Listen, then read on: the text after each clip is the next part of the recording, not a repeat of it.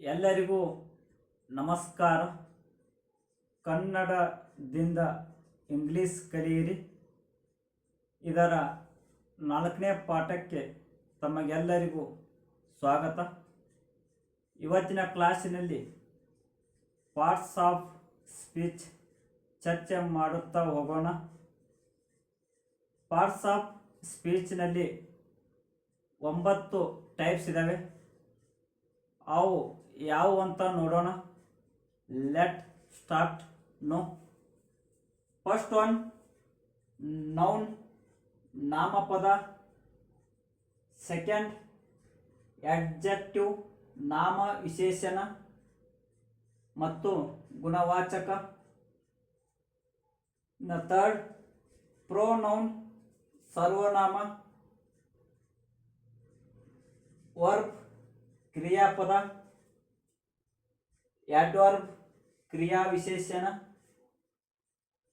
Preposition, ಉಪಸರ್ಗಾವಯ. Conjunction, ಸಂಯೋಜಕ.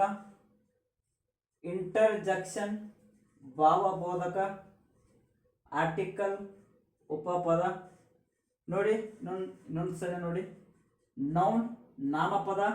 Adjective, ನಾಮ ವಿಶೇಷಣ ಗುಣವಾಚಕ.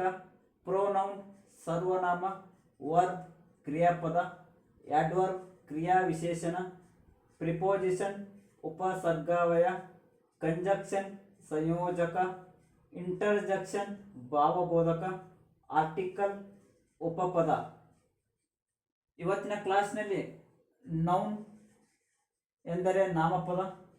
ನೌನ್ ಚರ್ಚೆ ಮಾಡುತ್ತಾ ಹೋಗೋಣ ಸ್ನೇಹಿತರೆ ಇವತ್ತಿನ ಕ್ಲಾಸ್ನಲ್ಲಿ. ನೋಡಿ ಸ್ನೇಹಿತರೆ, ನೌನ್ ಚರ್ಚೆ ಮಾಡುತ್ತಾ ಹೋಗೋಣ. ಈಗ ನೌನ್, ನಾಮಪದ. ಇದು ವಾಕ್ಯವನ್ನು ನೋಡೋಣ. ಬೇರೆ ಬೇರೆ ವ್ಯಕ್ತಿಗಳನ್ನು, ಜೀವಿಗಳನ್ನು, ವಸ್ತುಗಳನ್ನು, ಸ್ಥಳಗಳನ್ನು, ವಿಷಯಗಳನ್ನು, ಗುಣಗಳನ್ನು ಗುರುತಿಸಲು ಬಳಸುವ ಪದಗಳೇ ನಾಮಪದಗಳು. ನೋಡಿ ಸ್ನೇಹಿತರೆ, ಈ ವಾಕ್ಯವನ್ನು ನಮಗೆ ಗೊತ್ತಿದ್ರೆ ನಾಮಪದ ಅಂದರೆ ನಮಗೆ ಗೊತ್ತಾಗುತ್ತದೆ. ಒಂದು ಸೆಕೆಂಡ್ ರಿಪೀಟ್ ಮಾಡ್ತೀನಿ ನೋಡ್ರಿ, ಇನ್ನೊಂದ್ಸಲ ರಿಪೀಟ್ ಮಾಡ್ತೀನಿ.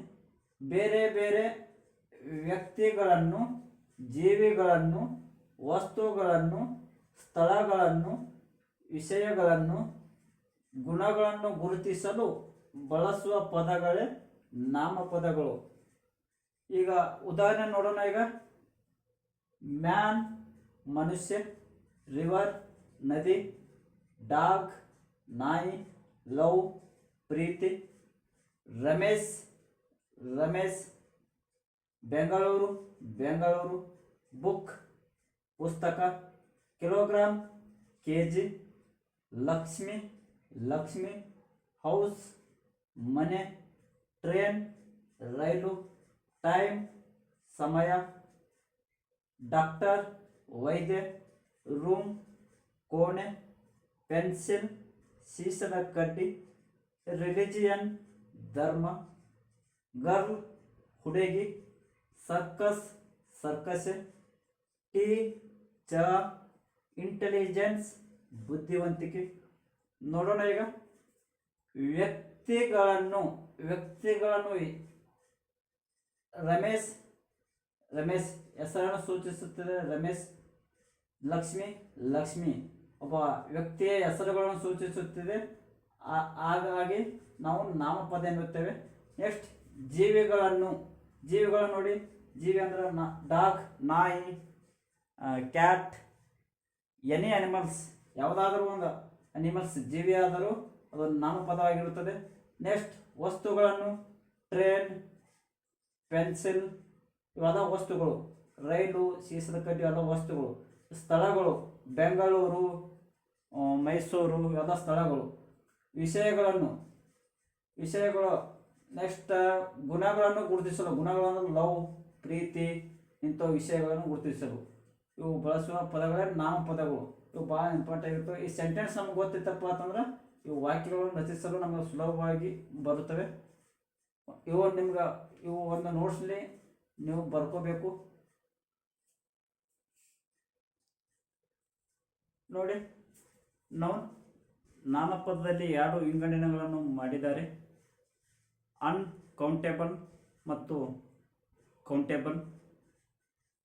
ನೋಡಿ, ಒಂದನೇದು countable nouns, second one uncountable nouns. Countable nouns ಅಂದರೆ ನಮಗೆ 1, 2, 3, 4 ಅಂಕಿಗಳನ್ನು ನಮಗೆ ಎನಿಸಬಹುದಾದಂಥ ನಾಮಪದಗಳಿಗೆ ಕೌಂಟೇಬಲ್ ನೌನ್ಸ್ ಎನ್ನುತ್ತೇವೆ. ಇನ್ನು ಅನ್ಕೌಂಟೇಬಲ್ ನೌನ್ಸ್ ಎಂದರೆ 1, 2, 3, 4, 5, 6 ಅಂಕಿಗಳನ್ನು ಎನಿಸಲಾಗಲಿಕ್ಕೆ ಬರುವುದಿಲ್ಲ. 1, 2, 3, 4, 5 ಅವು ಅಂಕಿಗಳನ್ನು ಯಾವ ಅಂಕಿಗಳನ್ನು ಎನಿಸಲಾಗಕ್ಕೆ ಬರುವುದಿಲ್ಲವೋ ಅವು ಅನ್ಕೌಂಟೇಬಲ್ ಎನ್ನುತ್ತೇವೆ. ಎಕ್ಸಾಂಪಲ್ ನೋಡೋಣ. ಕೌಂಟೇಬಲ್ ನೌನ್ಸ್: ಬಾಯ್ ಹುಡುಗ, ಚೈಲ್ಡ್ ಮಗು, ಬ್ರಿಡ್ಜ್ ಸೇತುವೆ, ಸಿಟಿ ಪಟ್ಟಣ. ನೋಡಿ, ಕೌಂಟೇಬಲ್ ನೌನ್ಸ್ ಎಂದರೆ ನಮಗೆ ಅಂಕಿಗಳನ್ನು ಎನಿಸ್ಲಕ್ಕೆ ಬರುತ್ತವೋ ಅವು ಕೌಂಟೇಬಲ್ ನೌನ್ಸ್ ಎನ್ನುತ್ತೇವೆ. ನೋಡಿ, ಎಕ್ಸಾಂಪಲ್ ನೋಡೋಣ. ಬಾಯ್ ಹುಡುಗ, 1 ಹುಡುಗ, 2 ಹುಡುಗ, 3 ಹುಡುಗ, 4 ಹುಡುಗ, ಹಿಂಗ ಇತ್ಯಾದಿ. ನೆಕ್ಸ್ಟ್ ಚೈಲ್ಡ್ ಮಗು, 1 ಮಗು, 2 ಮಕ್ಕಳು, 3 ಮಕ್ಕಳು, 500 ಮಕ್ಕಳು, 600 ಮಕ್ಕಳು, ಹಿಂಗ ಅವು ಕೌಂಟೇಬಲ್ ನೌನ್ಸ್ ಎನ್ನುತ್ತೇವೆ. ಬ್ರಿಡ್ಜ್ ಸೇತುವೆ, 1 ಬ್ರಿಡ್ಜು, 2 ಬ್ರಿಡ್ಜು, 3 ಬ್ರಿಡ್ಜು, 4 ಬ್ರಿಡ್ಜು, ಹಿಂಗ. ನೆಕ್ಸ್ಟ್ ಸಿಟಿ ಪಟ್ಟಣ, 1 ಪಟ್ಟಣ, 2 ಪಟ್ಟಣ, 300 ಪಟ್ಟಣ, ಹಿಂಗ ಇವಕ್ಕೆ ಕೌಂಟೇಬಲ್ ನೌನ್ಸ್ ಎನ್ನುತ್ತೇವೆ. ಯಾವ ಅಂಕಿಗಳು ನಾವು ಎನಿಸ್ಲಕ್ಕೆ ಬರುತ್ತವೋ ಅವು countable nouns. Next second one uncountable nouns. Example ನೋಡೋಣ. ವಾಟರ್ ನೀರು, ಇದು uncountable. Water 1 water, 2 water, 3 water, ನಮಗೆ ವಾಟರನ್ನು ಕೌಂಟ್ ಮಾಡಕ್ಕೆ ಬರುವುದಿಲ್ಲ, ಎನಿಸ್ಲಕ್ಕೆ ಬರುವುದಿಲ್ಲ, ಅದಕ್ಕೆ ಅನ್ಕೌಂಟೇಬಲ್ ಎನ್ನುತ್ತೇವೆ ವಾಟರ್. ನೆಕ್ಸ್ಟ್ ಆ್ಯಂಗರ್ ಕೋಪ, 1 ಕೋಪ, 2 ಕೋಪ, 3 ಕೋಪ, 5 ಕೋಪ, ನಮಗೆ ಕೋಪಗಳನ್ನು ಕೌಂಟ್ ಮಾಡಕ್ಕೆ ಬರುವುದಿಲ್ಲ, ಅದಕ್ಕಾಗಿ ನಾವು ಅನ್ಕೌಂಟೇಬಲ್ ನೌನ್ಸ್ ಎನ್ನುತ್ತೇವೆ. ನೆಕ್ಸ್ಟ್ ಡಾರ್ಕ್ ಕತ್ತಲೆ, ನಮಗೆ 1 ಕತ್ತಲೆ, 2 ಕತ್ತಲೆ, 3 ಕತ್ತಲೆ ಹಿಂಗೆ ಎನಿಸ್ಲಕ್ಕೆ ಬರುವುದಿಲ್ಲ, ಕತ್ತಲೆಗಳನ್ನು ಎನಿಸ್ಲಕ್ಕೆ ಬರುವುದಿಲ್ಲ, ಅದಕ್ಕಾಗಿ ನಾವು ಅನ್ಕೌಂಟೇಬಲ್ ನೌನ್ಸ್ ಎನ್ನುತ್ತೇವೆ. ನೋಡಿ, ನಾಮಪದದಲ್ಲಿ 2 ವಿಧಗಳು. 1 ಕಾಮನ್ ನೌನ್, ರೂಢನಾಮ. ಸೆಕೆಂಡ್ ಪ್ರಾಪರ್ ನೌನ್, ಅಂಕಿತ ನಾಮ. ಕಾಮನ್ ನೌನ್ ಅಂದರೆ ಜನರಲ್ ಆಗಿ ಕರೆಯುವಂಥ ರೂಢನಾಮಗಳು. ಇನ್ನು ಪ್ರಾಪರ್ ನೌನ್ ಅಂದರೆ ಅಂಕಿತ ನಾಮಗಳು, ನಿರ್ದಿಷ್ಟವಾಗಿ ಕರೆಯುವಂಥ ಹೆಸರುಗಳು, ಎನಿ ಹೆಸರುಗಳು. ನೆಕ್ಸ್ಟ್ ಉದಾಹರಣೆಗಳು ನೋಡೋಣ. ಈಗ ಕಾಮನ್ ನೌನ್, ರೂಢನಾಮ, ಪ್ರಾಪರ್ ನೌನ್, ಅಂಕಿತ ನಾಮ.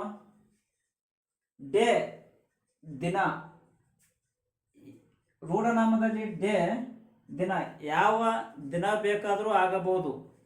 ಅದೇ ಪ್ರಾಪರ್ ನೌನಲ್ಲಿ ಇದೇ ದಿನ ಅಂತ ಪರ್ಟಿಕ್ಯುಲರ್ ಆಗಿ ಹೇಳುತ್ತಿದ್ದಾರೆ. ಮಂಡೇ ಸೋಮವಾರ ಮಾತ್ರ, ಟ್ಯೂಸ್ಡೇ ಮಂಗಳವಾರ ಮಾತ್ರ, ವೆಡ್ನೆಸ್ಡೇ ಬುಧವಾರ ಮಾತ್ರ. ಹಾಗೆ ಕಾಮನ್ ನೌನ್ದಲ್ಲಿ ದಿನ ಯಾವ ದಿನ ಬೇಕಾದರೂ ಆಗಬಹುದು. Monday, Tuesday, Wednesday, Friday, Saturday. Next boy ಹುಡುಗ, ಯಾವ ಹುಡುಗ ಬೇಕಾದರೂ ಆಗಬಹುದು. ಅದು ಪ್ರಾಪರ್ ನೌನ್ದಲ್ಲಿ ರಾಜು, ಮಲ್ಲಪ್ಪ, ರಮೇಶ್, ಅವು ರಾಜು ಮಾತ್ರ, ಮಲ್ಲಪ್ಪ ಮಾತ್ರ, ರಮೇಶ್ ಮಾತ್ರ.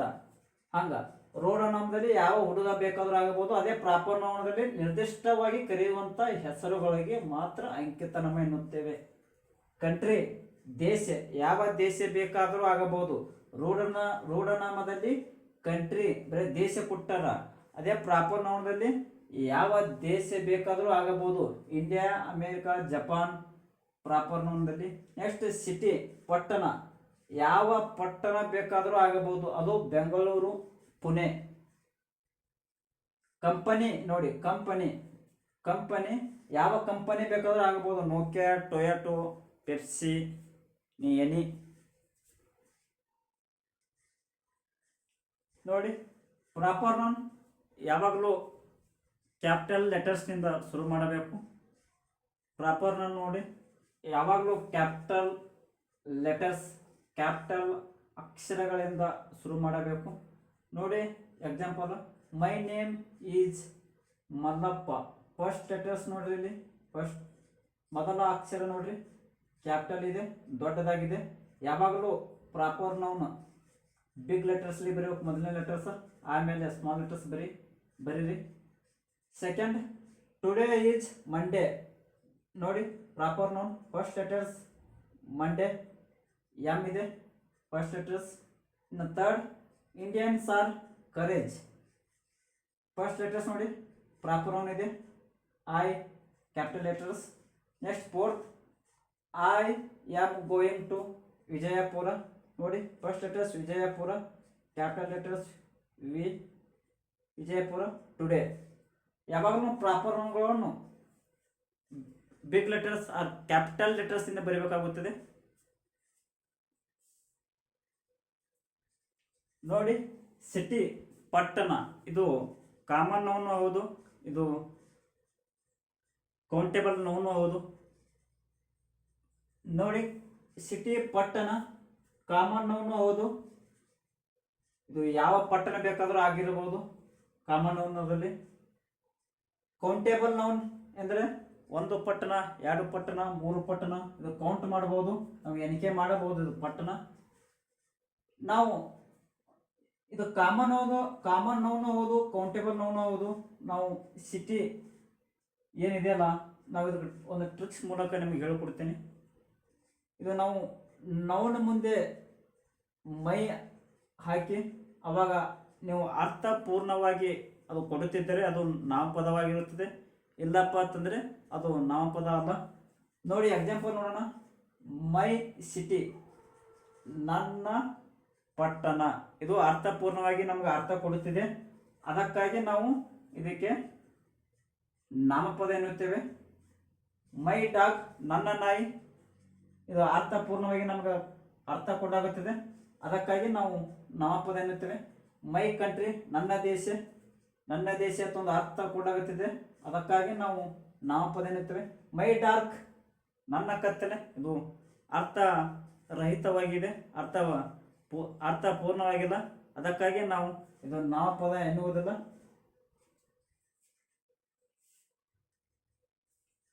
ನೋಡಿ ನಿಮಗೊಂದು ಎಕ್ಸಸೈಸ್ ಕೊಡಕತ್ತಿದ್ದೇನೆ. Common noun, proper noun, countable noun, uncountable noun. ನೀವು ನಾ ಈಗಾಗಲೇ ಹೇಳಿಕೊಟ್ಟಿರುವಂಥ ಆ ಪದಗಳು ನೀವು ಬದಲಾವಣೆ ಮಾಡಿ ಇವು ವಾಕ್ಯಗಳನ್ನು ರಚಿಸಿ ನಾನು ಕಮೆಂಟ್ ಮೂಲಕ ಹಾಕಿ, ನಾನು ತಪ್ಪಿದರೆ ನಿಮಗೆ ಹೇಳಿಕೊಡುತ್ತೇನೆ. ನಿಮಗೆ ಧನ್ಯವಾದಗಳು. ಇವತ್ತಿನ ಕ್ಲಾಸು ಇಷ್ಟು ಸಾಕು. ನೆಕ್ಸ್ಟ್ ವಿಡಿಯೋದಲ್ಲಿ ನಿಮಗೆ ನೋಡುತ್ತೇನೆ. ಧನ್ಯವಾದಗಳು.